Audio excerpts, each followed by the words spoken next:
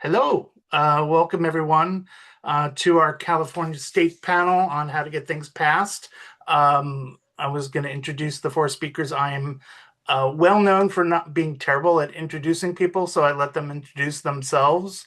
And how about just we go around the four of you, Melissa, Carlos, Pedro, and Zach, just give a really brief intro, and then we'll do a second round on the work that you do.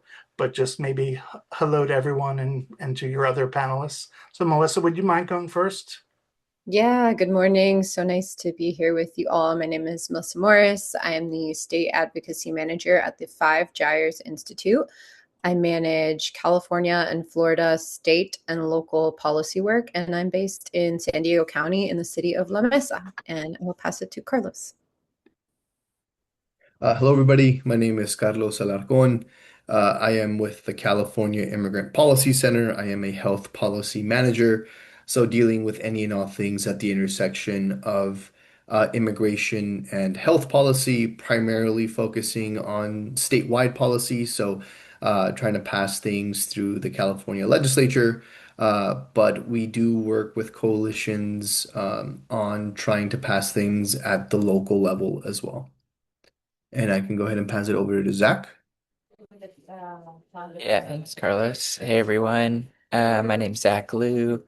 I'm a coalition director for the California Green New Deal Coalition, which is a statewide alliance of community, climate, environmental justice worker organizations that is fighting for a just transition to a clean energy economy. I'm calling in from the California state legislative offices right now, so I can share a little bit about what's going on here. Glad to be here. I'll pass over to Pedro. Hi, everyone. Pedro Hernandez. I'm the Legal and Policy Director at California Common Cause. We work on a number of different issues around, I guess, traditionally known as a good government group. I like to think that we are looking at democracy issues broadly and thinking about what does equity and democracy look like. So I'm happy to talk more as the conversation evolves, but we have a legislative docket and have worked with local groups as well to pass local measures. I will pass it to Jesse. Well, actually, it's just the four of you, Oh, but it's just the Pedro, four of us. maybe, Okay. yeah, maybe you could start us off. We'll go the opposite direction this time. Do you want to just maybe give us 2 or 3 minutes on the sort of things either you specifically are working on or that common cause, or if you want to give one example of something you're working on, whatever. But yeah, just maybe give us a little bit longer version of what you do, and then we'll pass to Zach, who's got breaking news happening as we speak. So, Oh, I mean, I'm eager to hear the breaking news. I so one of the things we're working on right now is two bills, SB 1164 and SB 1360, jointly as the California Voting Rights Act of 2026. It is written right now to strengthen California Voting Rights Act, and we just submitted a set of amendments to address potential downstream effects of the Calais decision. Um, the other component of the bill, so 1164 would provide community tools around vote suppression as well as being able to challenge, gerrymandering at the local level. Because right now, you cannot uh, uh, challenge a districted system under the California Voting Rights Act. Um, The other component of the package is SB 1360, which is the language access provision. Right now, it is probably one of the last remaining tenets of the Voting Rights Act that we have. Section 203 is the access provisions. So what we want to do is codify a version of federal law into state law and protect that for California voters. Um, Now, the Section 203 mandates that, once a certain community in a county reaches a certain size, 10,000 eligible voters, or 5% of the eligible voters who are limited English proficient, that the county is mandated to translate all the materials into those particular languages. federal law only covers 4 language groups, which is not really reflective of California's diversity. So there are many African languages, Middle Eastern languages, Eastern European languages that are left out completely from federal coverage. Our version of this bill would codify a version that is expansive of all the language groups and all the individual languages. So we could hypothetically start seeing Arabic be covered in San Diego, um, and Arabic be covered also in LA County, which is not right now. The other component to that is we would lower the threshold to make it more accessible. Because right now,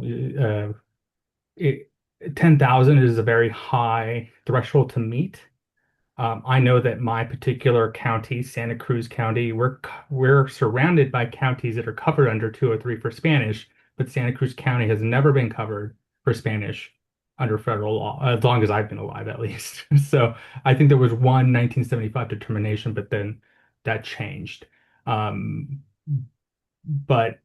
in the last 25 years, it has not been covered for Spanish. And we have always missed it by a very small amount. I think last time it was less than 1% that we missed it by. And I don't know if you're familiar with Santa Cruz County, but South County, where I'm from, is home to Watsonville, California, where we've had a lot of labor issues and, a predominantly Latino community. There are not Spanish ballots in Watsonville, which is shocking for a lot of folks. So I think an informed community is something we should all be striving for. Voters should be able to receive ballot information in a language they can understand, so they can understand what government is asking them to do when they're voting. I think that is something that we should try to strive for. So we are proud to be pushing this package of legislation with the California Democracy Partnership. It's a statewide partnership that launched late last year, and we are this is one kind of effort that the partnership is focused on, and we will be developing sort of new priorities in the years to come. So it's a really great collaborative that is bringing together, voting rights organizations, civil rights organizations, community-based organizations, as well as labor, which we haven't seen a lot of collaboration in the past. So really excited to be part of that effort, and I can link the website with the bill information in the chat. Oh, You're on mute, David. I thought this was the lip reading class. Sorry, I got confused. Thanks, Pedro. Yeah, I could pop that in if need be, and we'll come back around and ask questions. Zach, do you want to share a bit about what you're up to and what you do? So. Yeah. And it's cool to be here, hear about some of these other bills and things that people are working on. I think my understanding was we were going to talk today about kind of like sort of this legislative process, how people can make a difference and plug into things. And I think there's like the kind of California schoolhouse rock version of like the way that bills are sort of supposed to become a law, where they get introduced, they go through committee, they get voted on the floor, they kind of move things through. There's different intervention points. I think my example, which maybe makes more context, it makes more sense in the context of other bills that are happening in a normal way, is to talk a little bit about why I'm here in the Capitol today. I live in Oakland, but a bunch of people came into Sacramento today, which shows kind of like also how things tend to happen politically, which is like not following the schoolhouse rock version of how things are supposed to happen democratically. I won't get into like all of the policy details because it's kind of complex, and we can talk more about it if people are interested. But just to say very briefly as background, there are there's actually 26 cities in California, but a couple really notable ones that have passed what are called transfer taxes, which is essentially when buildings get sold there's some tax that's placed on the sale of that building. Especially in San Francisco, there's something called Prop I, which is only for buildings that I think are worth more than $10 million or more when they get sold. There's a small tax that then goes into a fund to support public services. The big one is in LA, something called Measure ULA, which passed in 2022, which was sort of billed as a mansion tax. So really high value real estate that gets sold. There's a tax that goes in to fund a whole bunch of housing solutions. It's like a really transformative and I think huge community win down there that was like many years in the making. Tons of community organizations, labor, all a bunch of different people came together to pass that. It has been kind of in the crosshairs ever since.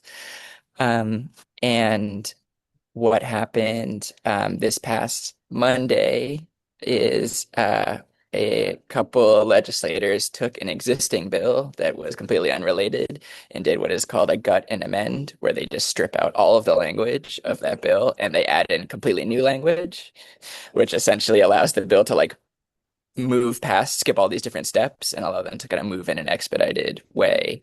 And the bill that was introduced would essentially significantly weaken and reduce all of the transfer taxes that have been happened at the local level all across the state.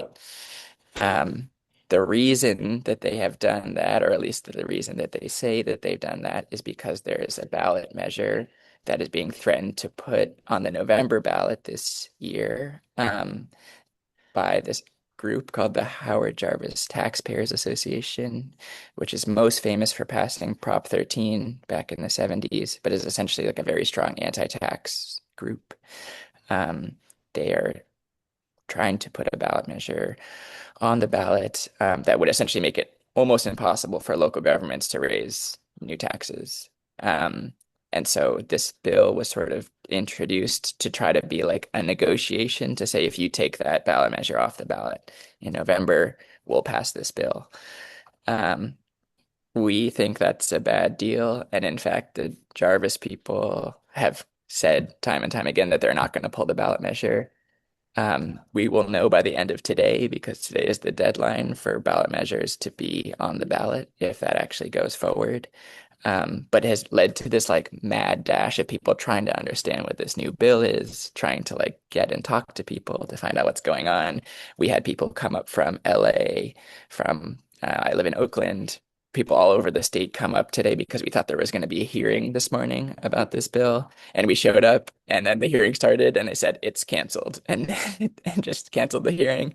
And we are not sure what's going on. So just to say, I think, and again, we're happy to talk more about this and happy to talk about like other successful bills. But I think it's instructive to say that like, yes, there actually are a lot of different ways that people can get involved and make a difference in supporting or opposing bills through the normal processes. And I think there is,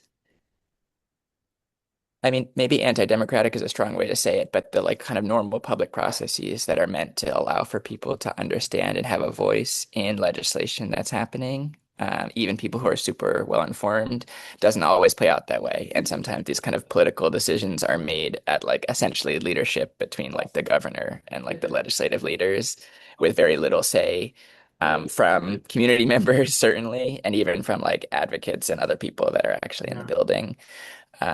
So not the most like well-being uplifting example, but I think somewhat instructive and like very live. And if we want to, we can, I'm happy to share some, I had some other stories lined up that were going to be like better, good things. And we can talk about those as well, but I'll pass things on to the next person.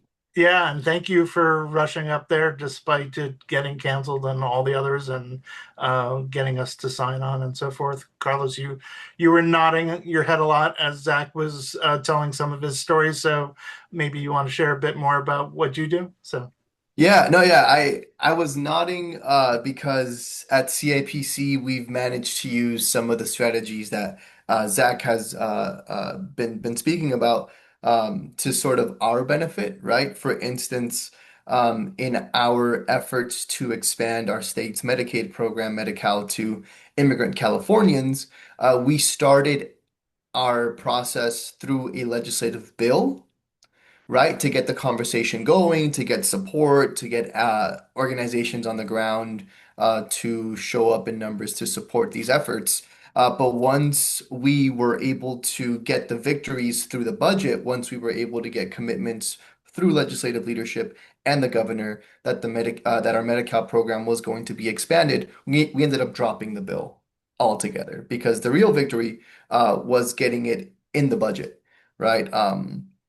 Uh, so that's one of the things that we use, sort of like what Zach was referring to, kind of circumventing the entire legislative process. But once we get the win, that's the win, right? Happy to talk more about that strategy later on. But introducing the organization, the California Immigrant Policy Center, we're a statewide policy organization that's been going on for 30 years to this year. So CIPC entered the 30-30 this year. Happy birthday to CIPC.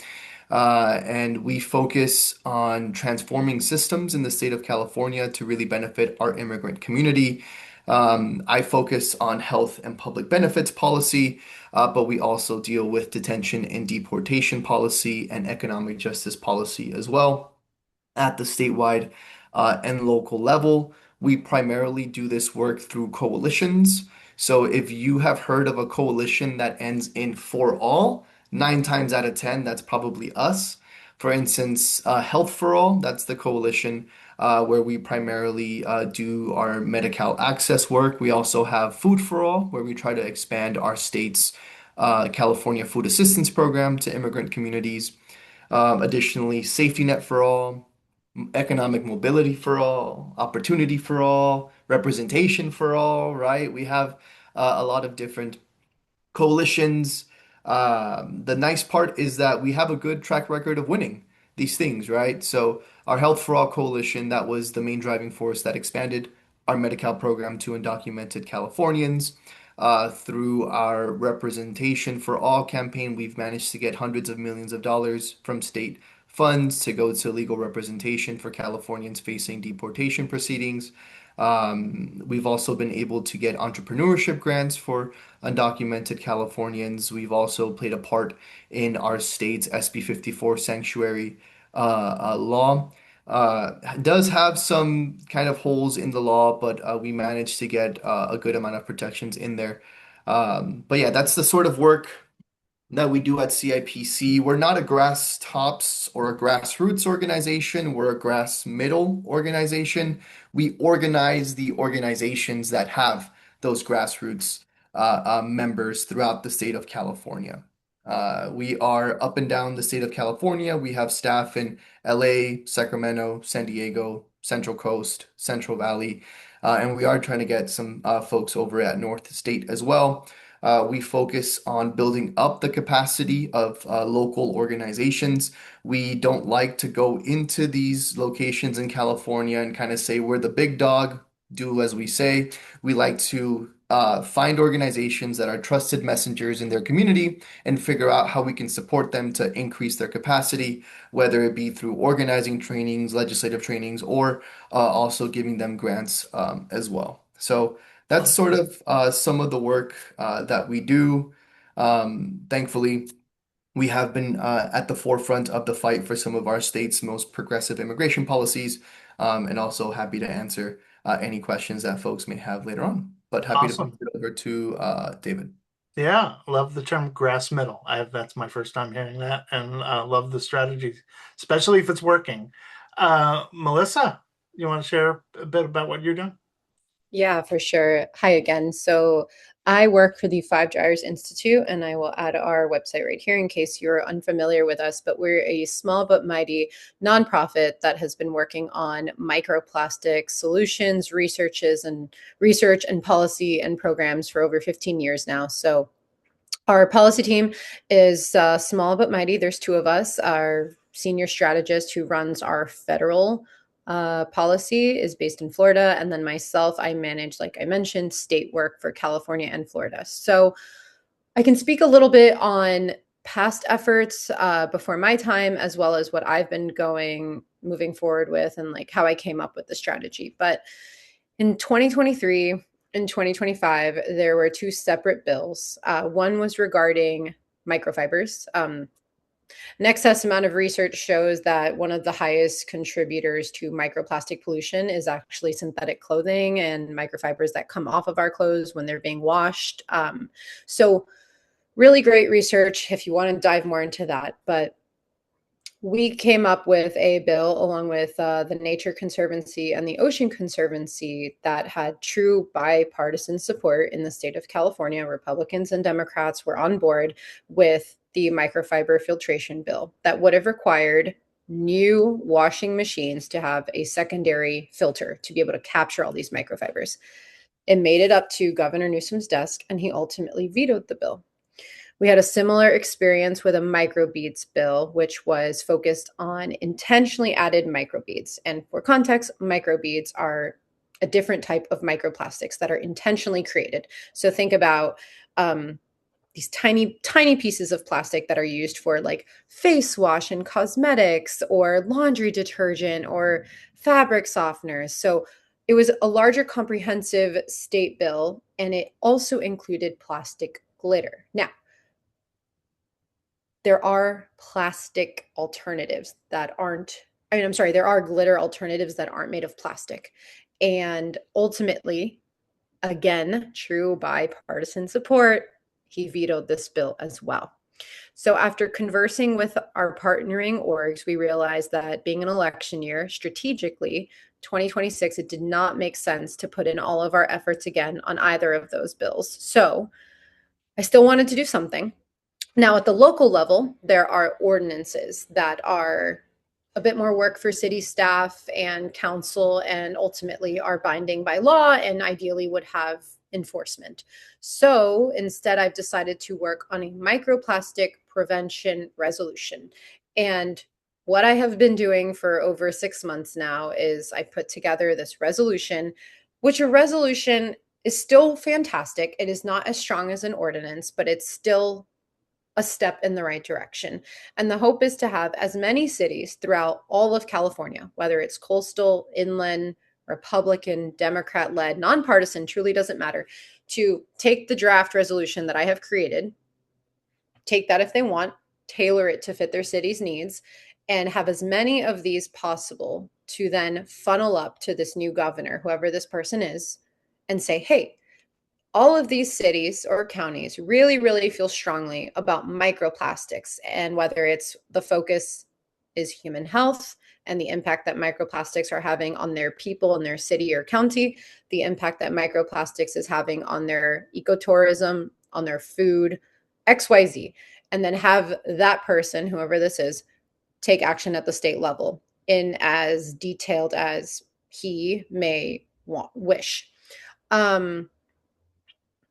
So I guess all this to be said that sometimes you just kind of have to pivot and come up with your own strategy and something that is maybe a little unusual. The city of San Clemente in Orange County was the first city to pass this resolution, and their mayor is actually nonpartisan.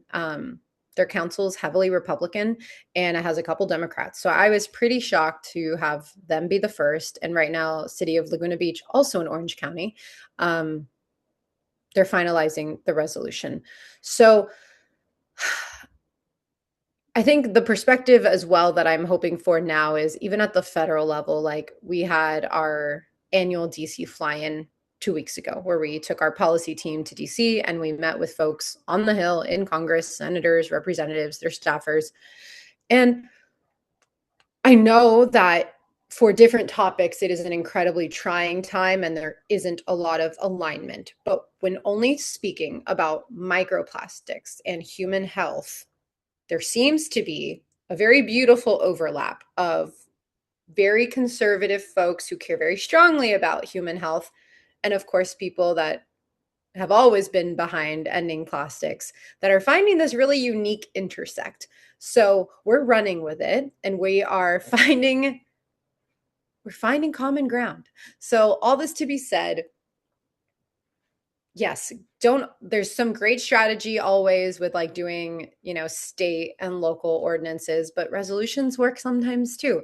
And we'll see ultimately how successful it ends up being. But just knowing that like Orange County specifically tends to lean more conservative, and so far they're leading these resolutions, is like making me quite hopeful for state work in 2027.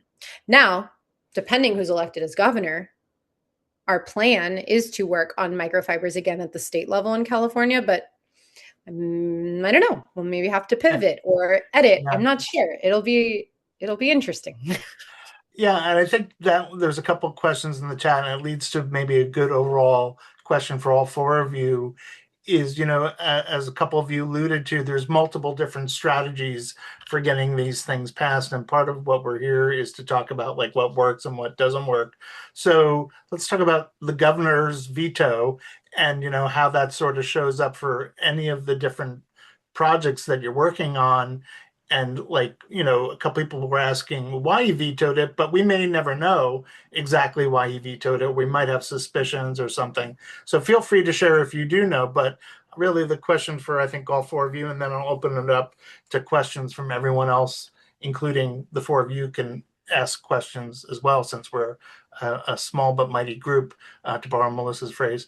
That how does what sort of happens at that last stage where the governor can take all this work that's gone on, as Melissa described, and sort of squash it or change it, or even with the bill that Zach's talking about, it sounds like the governor is maybe the driving force behind that bill. So just what are your thoughts on developing a good relationship with the governor, or how the governor's office works, or why they veto certain things? Anything you'd like to add to the whole process conversation? So whoever feels like they want to go first.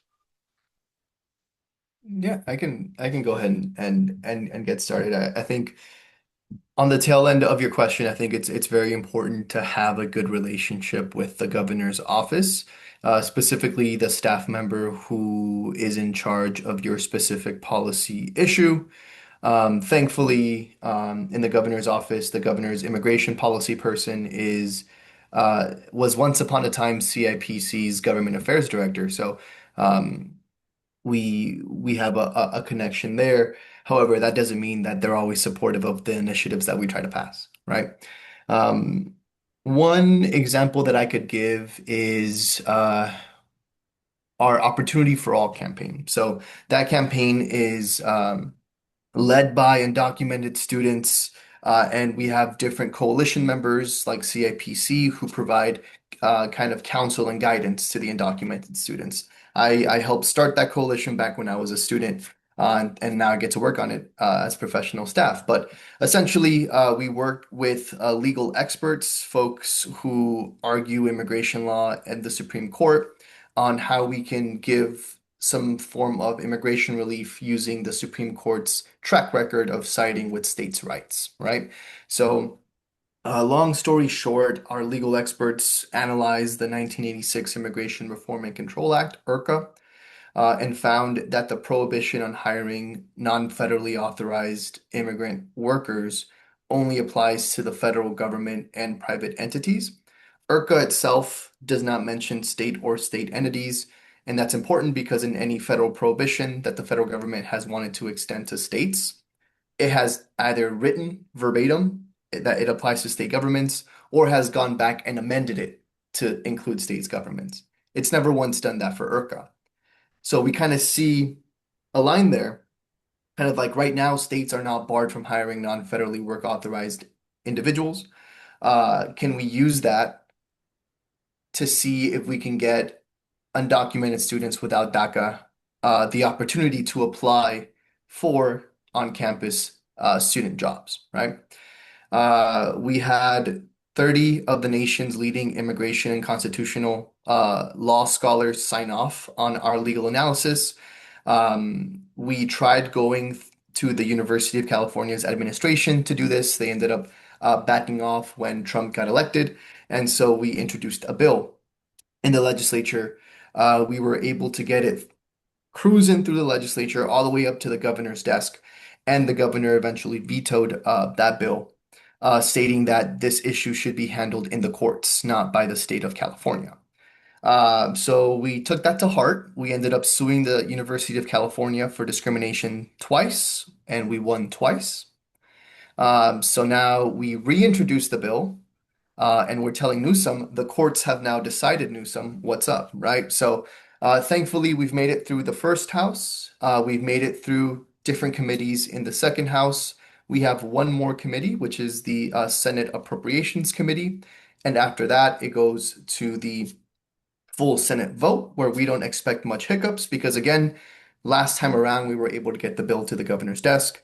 The bill is essentially the same language, but now we have the legal backing of the California Supreme Court on our side, right? So we are hoping that that changes sort of Newsom's stance on the bill. And if not, it's interesting to see where Newsom lands on this, given it is an election year and given he has signaled that he wants to run for president.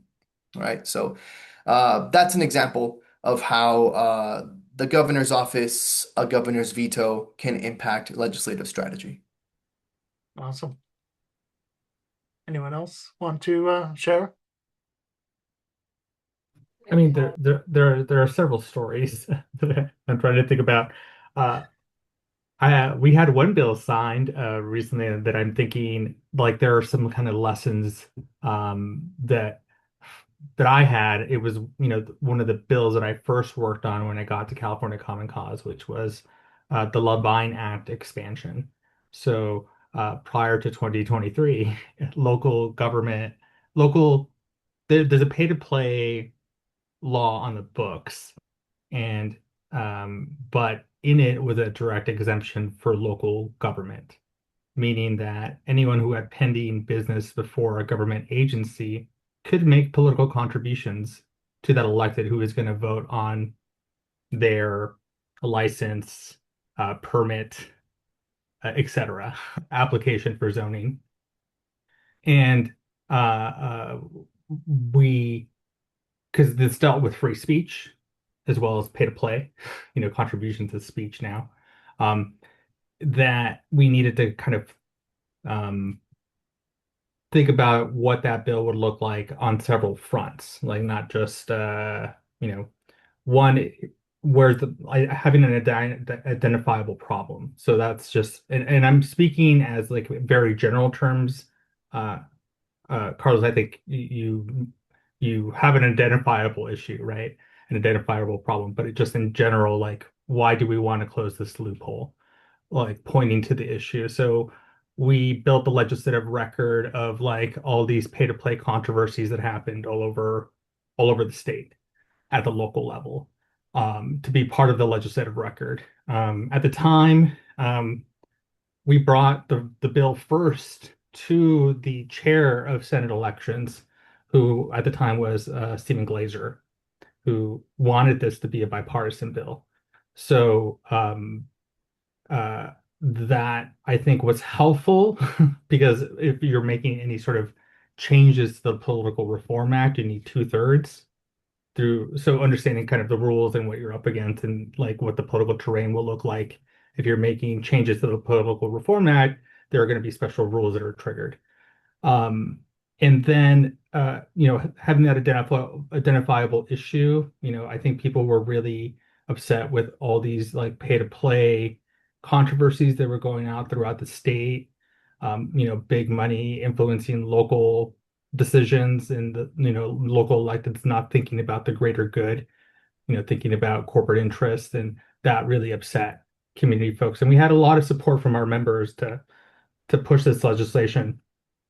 And so the governor signed it, and I think part of it was kind of that showing of support, showing of like the problem, but also the optics of the time, like the news stories that were being run were all about pay to play at the time.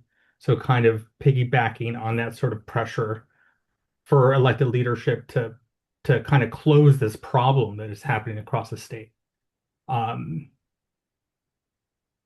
Then came the constitutional challenge, right?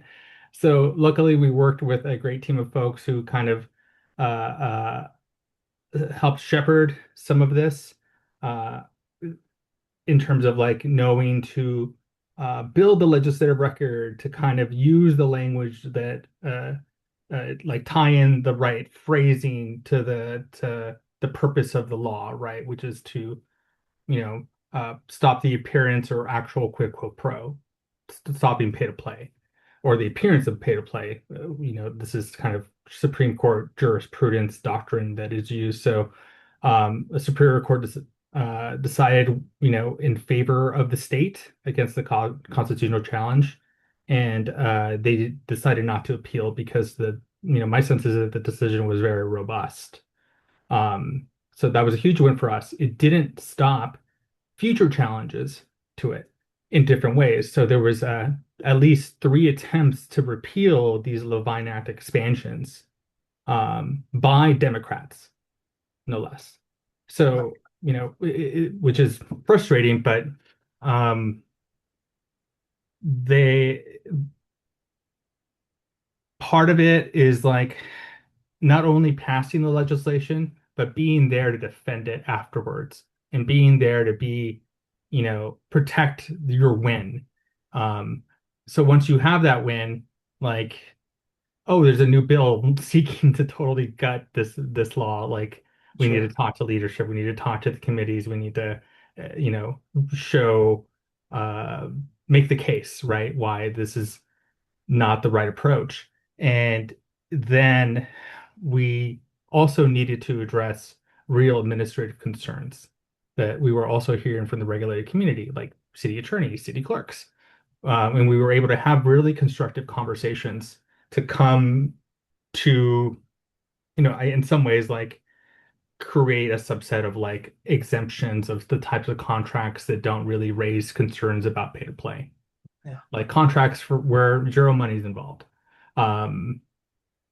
So yeah, the lesson is like not only is the governor's signature important, but also what happens afterwards is also as important. Yeah, thanks. Melissa, I think people are dying to know if you know why the governor vetoed those 2 bills and anything else you want to add about all the governor's end of it. Yeah, I can at least share on the microfibers bill. Factually, he did not want the cost to be put on the consumer for that new addition. As far as the microbeads, there's been speculation within the environmental community, but nothing factual to share. And I'm not sure if we're going to even work on that in 2027. I know at least with a new governor, regardless, we probably will do our microfibers and give it another effort. Just again, with so much science coming out regarding the number of microplastics in our clothing, just being such a huge contributor. But no, I wish we would have more transparency on the microbeads one, but that's all I can concretely share. Kirsten, did you want to add about the governor, or do you have a question? I was just going to give Zach a chance to answer too, but feel free to go ahead. Yeah, just wondering if there's a way to handle the microplastics at the municipal wastewater treatment facility level, like requiring cities to. Yeah, that's a great question. I don't know if we've thought about it at the local level like that. We've done it in the federal level. There's a Fighting Fibers Act, and then of course the state one I mentioned, but that's a great thought. Yeah. That's a great thought. I might be able to actually vaguely answer that question. I am an environmental science teacher during the school year. The trouble, as my understanding with filtering out microplastics, is the main way they filter out solids at municipal treatment air centers, plants, whatever, it's just by letting the solids sink.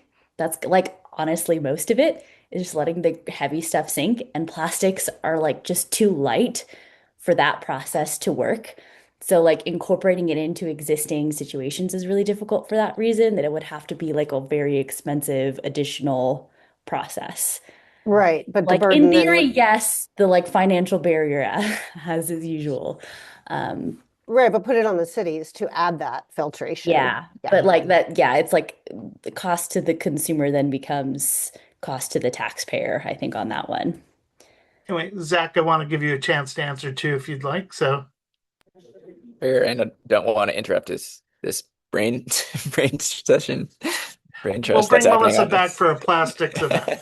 So So, I think the greater lesson here is like you need to have thought, and not that like the microplastics legislation was not thought through holistically, but I think part of that thinking is like thinking holistically about the policy design, right? It's important to know, does it solve a problem and what are the downstream effects of your policy, right? So I think the governor pointed to like, I really like glitter, maybe, right? In one of these. And so I think understanding like downstream effects of your policy and who are going to be the stakeholders around that policy is important. In my world, it's sometimes election administration and city clerks, right? uh, and so having that relationship there, the regulated community, to be able to have those honest conversations, some folks won't want to talk to us at all. But I think it's helpful to kind of have an approach where you're trying to get stakeholder information and stakeholder feedback in any sort of legislative effort. Um, I have one other thought, but I really want to hear what Carlos says. No, I also just wanted to mention what's in the chat. Like, yet there is long-term health costs to residents by not doing it. You also have to look at like what is moving legislators right now.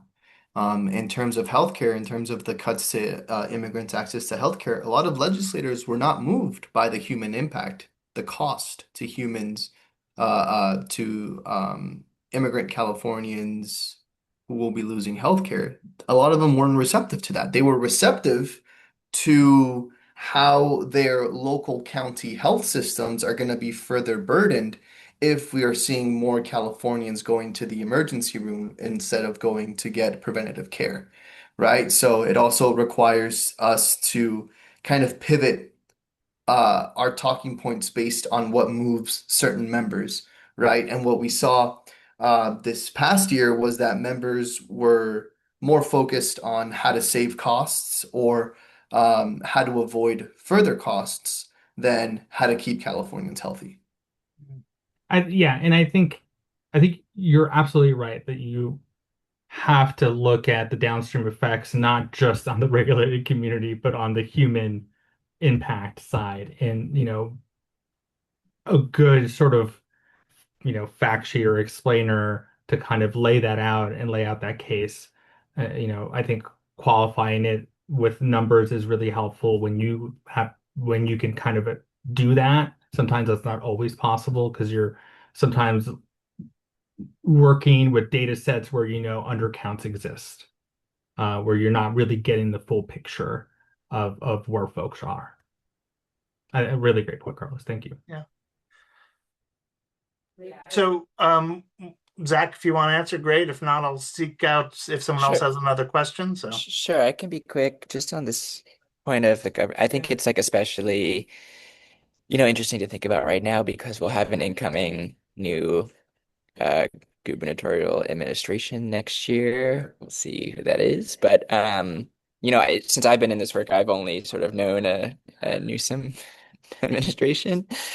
Some other people maybe were around for Jerry Brown or others, but I think people have different stylistic tendencies, which do evolve over time as well. As people have pointed out, I think the like power of the veto is obviously like one very clear way that the governor and how he thinks about or she, whoever it is, thinks about the issue will have a huge, yeah, like you can do all the things, move through all of the legislative process and still be vetoed at the very end if you don't have a sense of like where the governor is on these things. The other thing I would just mention, as is like kind of clear with the example I gave earlier, at least with the Newsom administration, he's been very proactive in sort of pushing his own initiative through the legislature at various sort of key moments. And I think there are a couple kind of critical ways that that often happens. One, I think Carlos was sort of alluding to is the budget process. And this happens through legislative deals as well. But in terms of like the budget being something that has to pass, more or less. You're able to kind of like put in other legislation there and get people to approve it because it's kind of contingent on passing the whole budget. So we saw this last year with a lot of things related to CEQA, the California Environmental Quality Act. Um, and we'll might be seeing it this year as well. And the other kind of big intervention point is often at the end of the legislative session, as like you're kind of getting down to the wire and there's very little time left. They'll kind of like make these last minute deals, and it is very much kind of like, it's kind of like the room where it happens style thing, where there's like some people kind of come together, they make these deals and they kind of push it forward. And at the same time, I think advocates can have a say in that by like providing essentially the menu of options of things that could help create a negotiated deal. One of the best examples that we know of working on, which is a longer story I won't get into, but is related to the bill that passed that created setbacks or buffer zones around oil wells that passed in 2022. That was a piece of legislation that was pushed for many years prior to that. Environmental justice communities who have been impacted and burdened by the health impacts of oil drilling for a long time had really been pushing for that. And it was like a really big and ambitious bill. And it wasn't making its way through the legislature. But in 2022, as part of like a broader negotiation that Newsom tried to do around climate and environmental policy, as well as like negotiated things with the oil and gas industry, included that piece of legislation essentially as a way to try to like assuage or kind of get buy-in from environmental justice and climate groups as part of this larger package. So like he's very savvy at kind of like thinking about these politically calculated ways that you can kind of get deals through, but it's still, that's a initiative and policy that came from the grassroots, that came from environmental justice communities, and kind of raised that to the level of like being an important measure that could then be kind of like brought into a larger negotiation. So again, it's like these things happen in all these different ways, but being able to kind of get visibility in front of whoever the governor is and understanding how they think about these issues you can really bring that into your political calculations of what might be able to get through. Thank you. So I'm curious, anyone- like how important how I'm just like I thought, like we put some thought into like identifying like strong champions on our issues as authors. For the California Voting Rights Act legislation, we're working with Chair Senator Cervantes, who chairs appropriations but was former chair of Elections Committee, and who I think is a very strong champion on voting rights and election related issues. But I think, and I'm not as familiar or close to like the world of authors around environmental issues, except that Dawn Addis represents my district because I live on this side of Santa Cruz County. But like what for folks who are starting to think about getting organized or thinking about ideas for putting together a proposal, and they want to approach an author, what questions should they have or ideas do folks have for important attributes for authors? One of the things that we like to focus on is like, do they have a proven track record of getting tough policies passed through the legislature? Right? For instance, when we were identifying a Health for All champion, we had a good number of freshman legislators who wanted to position themselves as the next generation of immigrant rights champions in the legislature, right? We love that enthusiasm, but for some of these like policies, we needed somebody who like has shown that they're able to get these things over the line, not just like are interested in doing it, right? So that's one thing that we look out for. Another thing is, what is this member's history with taking amendments, right? A lot of the bills that we try to pass are kind of controversial, right? Kind of championing our immigrant Californians over, let's say, like police unions, right? Sometimes due to cost, the Attorney General tries to put amendments on the bills. So will this champion stand up for the policy and not take amendments that weaken the bill, but will increase the likelihood of getting it passed? right? Or are they like a ride or die? Are they going to stick by this policy, by this bill, because it's going to have an impact on our community, right? That's some of the things that we look for. And uh, through this experience, there are some members that CIPC that we wouldn't go to champion our bills anymore because of these things that they've done in the past. Yeah, thank you, Carlos. Anyone else want to comment, or should we take one last question before we wrap up in 7 minutes? Anyone? Well, I guess I'll ask my question since no one else is.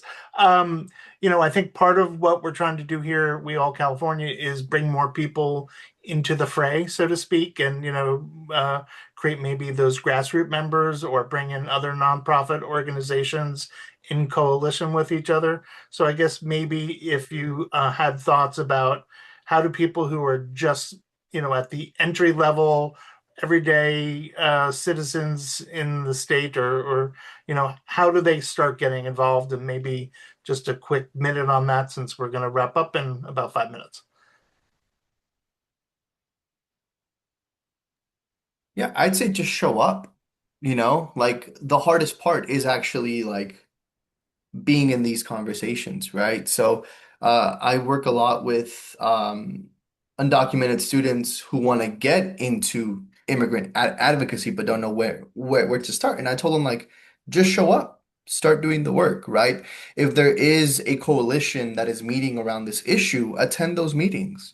If that coalition or your local organization is having an in-person meeting or town hall about this issue, kind of show up, attend, get more acquainted with the issue, and engage in different opportunities for advocacy, right? In our Health for All work, we have a very diverse coalition. It's not just immigrant rights advocates, it's not just health advocates, it's labor unions, nurses, doctors, students, med students. Who else do we have? We have like clinics, hospitals, county public health departments. And we have individuals as well who want to get involved, not just as their organization, but personally, right? And we try to provide a variety of different opportunities of advocacy and engagement because we recognize, hey, not everybody can go to Sacramento, but they still want to do something, right? They still want to be engaged with this issue. So we also provide local or virtual opportunities for engagement. And we've seen that folks who are part of the coalition as an individual and not as an organization, they're really, really engaged and involved that way. Awesome. Thank you. That's great. Yeah, I guess I would just add to that and say, like, I think it can be intimidating and feel like you need someone to kind of give you permission or like show you the way. But really, like, I mean, for sure on the local level, like city, county, people are pretty responsive to constituents. If you just reach out and you're just like, I live in your district, like I have this question or concern, most of the time people will get back to you and you can meet and talk to them. Obviously, just doing this like just by yourself is less powerful than doing it with like as an organized formation and group, which is why, as Carlos is mentioning, I think trying to find some of the different ways that you can participate as part of these larger formations is like how you kind of be a part of something more powerful. And I think is like more transformative for individuals generally. So you're not just out there on your own, but you're part of a community that is like working with common purpose towards something. So I think there's lots of those different things. It kind of depends on the issue and what you care about and your kind of own political journey.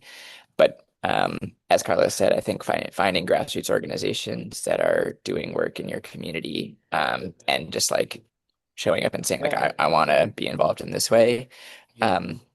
There's lots of kind of easy then pathways to being involved in policy and politics formation. There's also like obviously much lower lifts you can do, like some of those things, even though they sometimes feel like you're shouting into a black hole, they can help demonstrate, interest or like people paying attention to an issue.